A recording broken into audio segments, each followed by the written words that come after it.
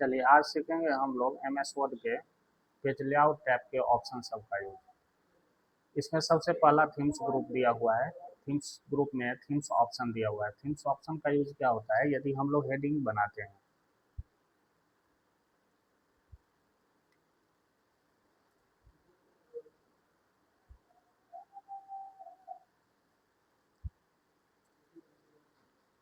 तो हेडिंग में हम लोग लिखे डॉक्यूमेंट।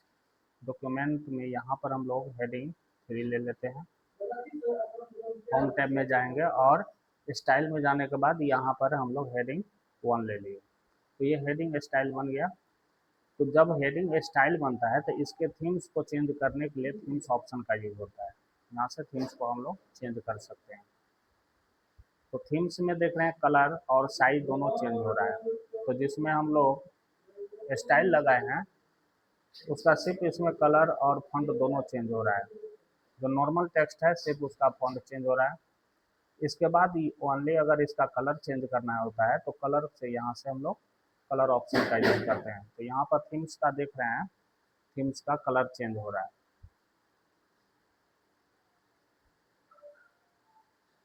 अब इसके बाद यदि हमको फॉन्ट चेंज करना होगा तो फॉन्ट यहाँ से फॉन्ट ले सकते हैं। तो थीम्स ऑप्शन में बस इतना ही हम लोग का यूज होता है। उसके बाद पेज ग्रुप दिया हुआ है। पेज ग्रुप में दिया हुआ है मार्जिन। मार्जिन हो गया जैसे ये इस पेज के चारों साइड का मार्जिन सेट करने के लिए होता है मार्जिन। तो यहाँ पर हम लोग का अलग अलग मार्जिन दिया हुआ है। अगर ये लेना है तो हम लोग यहाँ से क्लिक करके ले सकते हैं। यदि हम लोग को खुद से यदि इसके अलावा हम लोग को लेना होगा तो हम लोग यहाँ कस्टम मार्जिन में जाएंगे। कस्टम मार्जिन में जाने के बाद आप यहाँ पर ले सकते हैं टाइप करके। तो टॉप में जैसे हम 1 इंच ही रखते हैं, बटम में हो गया, बटम हो गया पेज का नीचे वाला भाग, तो इसमें हम हाफ इंच दे देते हैं 0.5। लेफ्ट में 1 इंच रहने देते हैं और राइट में दे देते हैं 0.5 और ओके कर देंगे तो हम लोग का मार्जिन सेट हो गया। उसके बाद ओरिएंटेशन हो गया, पेज को प्रोटेक्ट और लैंडस्केप करने के लिए। जैसे हम लोग का पेज अभी खड़ा है, अगर हम लोग को वर्टिकल पड़ा में रखना है तो यहाँ पर क्या करेंगे, हम लोग लैंडस्केप पर क्लिक कर देंगे, ये इसका चौड़ाई बढ़ जाएगा। इस तरह से ये हम लोग का लैंडस्केप हो गया। तो प्रोटेक्ट में ही हम लोग वर्क करते हैं।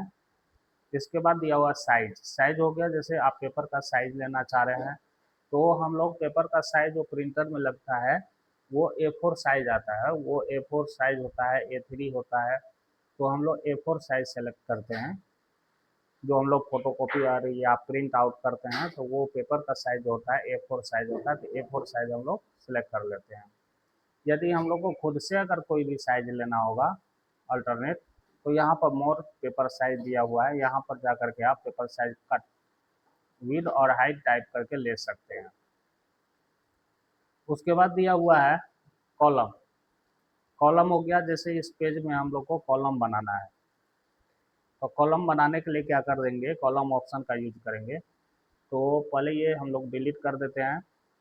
कॉलम ऑप्शन में जाएंगे तो यहाँ पर हमेशा बाय डिफ़ॉल्ट पहले से 1 रहता है।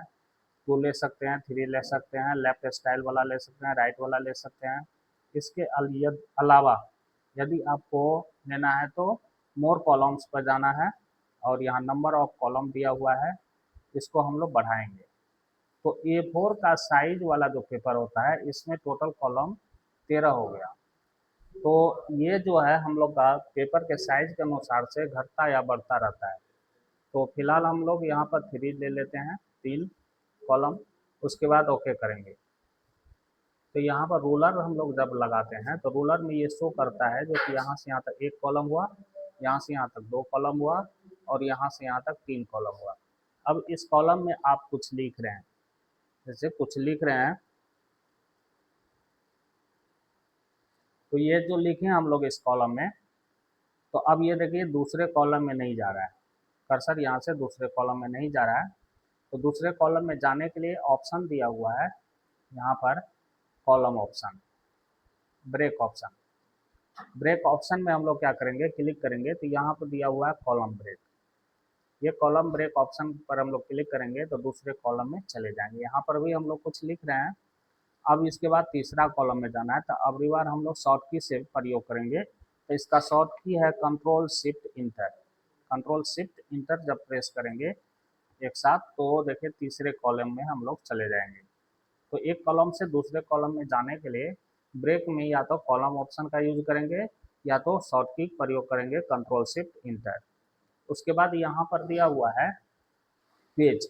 जैसे आप इस पेज में 3 कॉलम लिखे, अब यहाँ से आपको क्या करना है, नया पेज लेना है। अब ये कॉलम सब जैसे आप नहीं लिखे, अब इसमें नहीं लिखना है हमको, फिर दूसरा पेज लेना है। तो यहाँ पर हम लोग पेज पर क्लिक कर देंगे। पेज पर जैसे ही क्लिक करेंगे तो हम लोग देख रहे हैं जो दूसरा पेज बन गया। अब दूसरा पेज में भी आपको 3 कॉलम है, इस तरह से आप लिख सकते हैं और शॉर्ट की का प्रयोग करके कंट्रोल शिफ्ट इंटर से दूसरे कॉलम में जा सकते हैं। अब इसके बाद यदि आपको शॉर्ट की से पेज बनाना है, जैसे दूसरे नंबर वाले पेज में भी हम लोग तीनों कॉलम में लिख दिए। अब आपको क्या करना है, फिर नया पेज लेना है। तो इसके लिए कंट्रोल के साथ एंटर प्रेस कीजिए, तो यहाँ पर नया पेज आ जाएगा। तो पेज को ब्रेक करने के लिए हम लोग कंट्रोल के साथ एंटर प्रेस करते हैं। इसके बाद यहाँ पर दिया हुआ है टेक्स्ट वार्पिंग। टेक्स्ट वार्पिंग का यूज क्या होता है, जैसे ये आप लाइन लिख रहे हैं, अब इसी लाइन को क्या करना है, ब्रेक करना है। तो यहाँ से टेक्स्ट वार्पिंग का यूज करेंगे। तो इस पर क्लिक करके हम लोग लिखेंगे, तो ये लाइन क्या होता है, ब्रेक होकर के नीचे आ जाता है। ये लाइन ब्रेक करने के लिए है। और यहाँ पर एंटर प्रेस करेंगे तो यहाँ पर क्या होगा, पैराग्राफ चेंज हो जाएगा आपका। एंटर से पैराग्राफ चेंज हो जाता है। तो ये जब एंटर प्रेस करते हैं तो यहाँ पर देखिए इसका दूरी क्या होगा, बढ़ गया।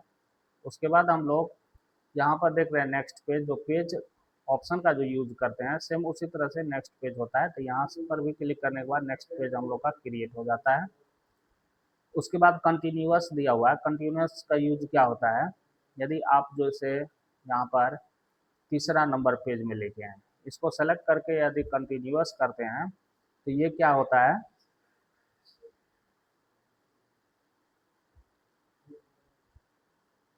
अभी ये फर्स्ट में है इसीलिए कंटिन्यूअस नहीं हुआ।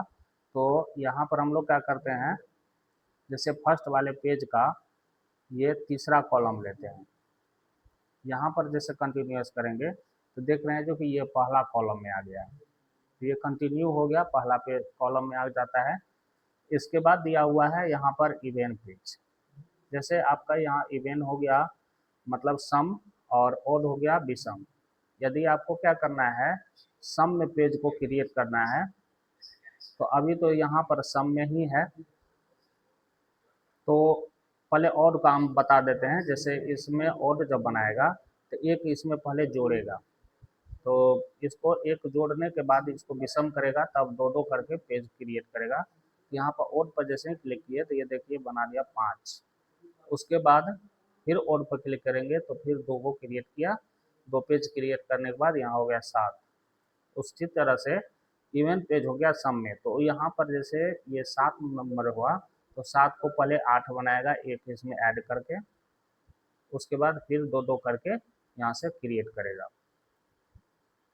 दिख रहे हैं, तो इसी तरह से ऑर्डर इवेंट पेज का यूज होता है। उसके बाद दिया हुआ है लाइन नंबर। तो अब ये सभी को हम हटा देते हैं, कंट्रोल ए करके डिलीट कर दिए, और कॉलम को भी 1 कर देते हैं। अब इसके बाद लाइन का हम लोग समझेंगे, लाइन नंबर का। तो इसमें हम लोग ये कोड लगा करके हम लोग कुछ पैराग्राफ को लिखेंगे। यहाँ पर 2000 दे देते हैं।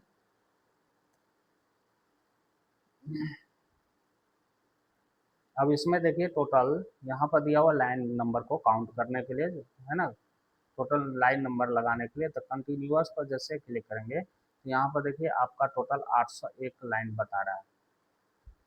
उसके बाद यहाँ पर जो रीस्टार्ट ईच पेज दिया हुआ है, रीस्टार्ट ईच पेज का हो गया मतलब प्रत्येक पेज में स्टार्टिंग से नंबर देना। तो यहाँ पर हम लोग जैसे क्लिक कर देंगे तो देखिए यहाँ पर सभी पेज का स्टार्टिंग से नंबर दिखा रहा है। इसका भी 1 2 3 से लेकर के 40 तक है, इसका भी 1 2 3 से लेकर 40 तक है, इसका भी। तो इसी तरह से प्रत्येक पेज का स्टार्टिंग से पेज नंबर आ जाएगा।